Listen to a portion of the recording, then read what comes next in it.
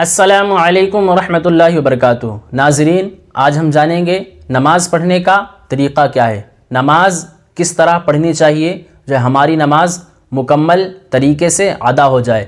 ناظرین، آج جانیں گے کہ نماز میں کھڑا کس طرح ہونا چاہیے اور ہمارے پیر کے پنجوں کے درمیان کتنی جگہ ہونا چاہیے، کتنا فاصلہ ہونا چاہیے، اور کس طرح رکوع کرنا چاہیے، کس طرح سجدہ کرنا چاہیے، تشہد میں کیا پڑھنا چاہیے، کیا نہ پڑھنا چاہیے۔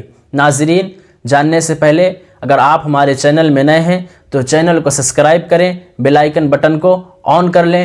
ناظرین، نماز پڑھنے کا طریقہ یہ ہے کہ باوضو ہو کر کے قبلے کی طرف منہ کر کے کھڑے ہو جائیں اور پیر کے پنجوں کے درمیان 4 انگلیوں کا فاصلہ ہونا چاہیے۔ 4 انگلیوں کا فاصلہ کر کے کھڑے ہو جائیں۔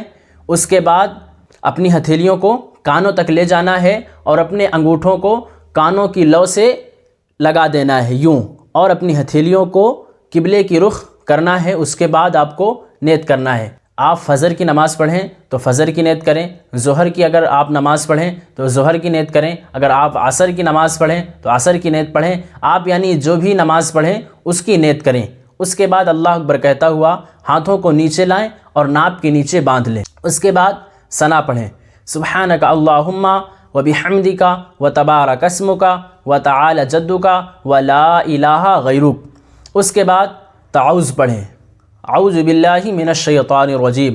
اس کے بعد تسمیہ بسم اللہ الرحمن الرحیم۔ اس کے بعد سورہ فاتحہ الحمدللہ رب العالمین، یہ پوری سورت کو ولا الضالین تک پڑھیں اور اس کے بعد آہستہ آواز سے آمین کہیں۔ اس کے بعد کوئی چھوٹی سورت یا 3 چھوٹی آیتوں کو ملا لیں، یا ایسی کوئی بڑی آیت مبارکہ ملائیں 3 چھوٹی آیت مبارکہ کے برابر ہو۔ اس کے بعد آپ کو اللہ اکبر کہتا ہوا رکوع میں جانا ہے۔ رکوع میں جانا ہے اور اپنے ہاتھوں سے اچھی طرح سے اپنے گھٹنوں کو پکڑنا ہے اور انگلیوں کو کھلا رکھنا ہے، یہ جڑی ہوئی انگلیاں ہیں تو ان کو ایسے کھول کے رکھنا ہے اور مضبوط ہاتھوں سے گھٹنوں کو پکڑنا ہے اور 3 مرتبہ سبحان ربی العظیم، سبحان ربی العظیم، سبحان ربی العظیم پڑھنا ہے۔ کم سے کم 3 مرتبہ پڑھنا ہے اور زیادہ پڑھ لیں تو بہتر ہے۔ اس کے بعد سمیع اللہ لمن حمدہ کہتے ہوئے کھڑے ہو جانا ہے، اور اگرچہ آپ اکیلے نماز پڑھیں تو ربنا لک الحمد اور پڑھ لیں۔